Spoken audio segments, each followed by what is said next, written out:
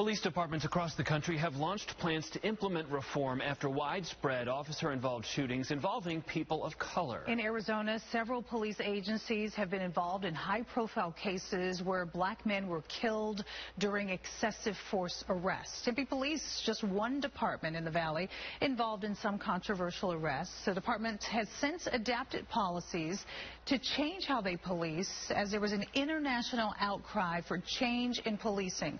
Last month, they took part in a trip that will hopefully inspire understanding and positive change.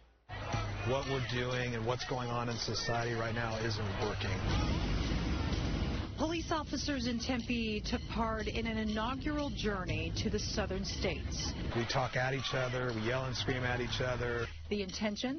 To shift their mindsets. We say things like the other person or the other group should just do this or just do that. And better relate to people in the communities they protect. If you had told me 15, 20 years ago I'd be doing this right now, I probably wouldn't have believed it. Mike Horn is a retired police commander with Tempe Police who, after retirement, teamed up with several nonprofits to make this trip happen. This trip, he says, was the first of more to come. I would like to see law enforcement agencies across the country going through this. That's my vision, because it's just like it's a starting point. A starting point to at least understanding the unique mindsets of the African American community.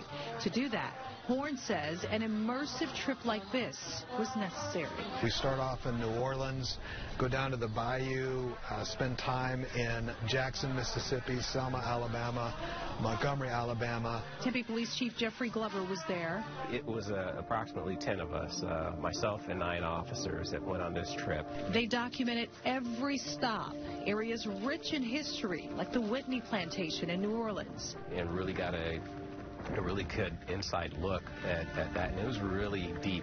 The famous bridge in Selma, Alabama. It was emotional because you have a lot of people that I think when you approach that bridge and you understand the historical perspective as you're going up there, you know, you're just like, wow, I can't even believe, you know, some of the things the atrocities that took place. Policing is a good thing. I have invested my life. They sat together in a church service in Jackson, Mississippi, spending time in a historic civil rights museum, the Legacy Museum in Montgomery, Alabama, hearing in-depth lessons of slavery and lynchings in America.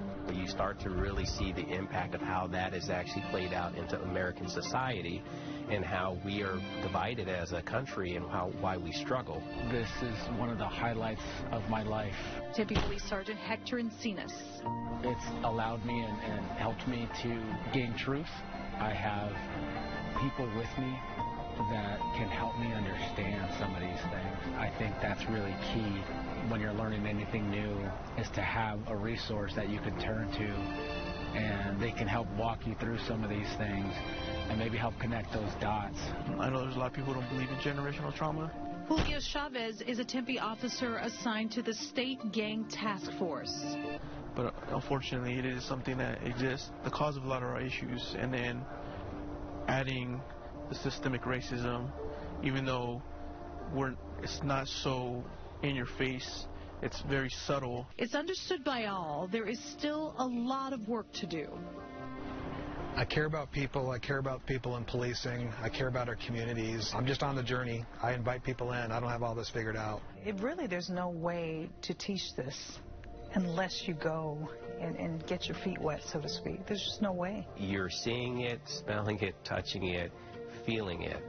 And that's what makes that immersive experience so unique, because once you go through this and you actually have that opportunity of being there, it's undeniable. Mike Horn, the retired police commander with Tempe, now works for the company called Telos. It's in D.C.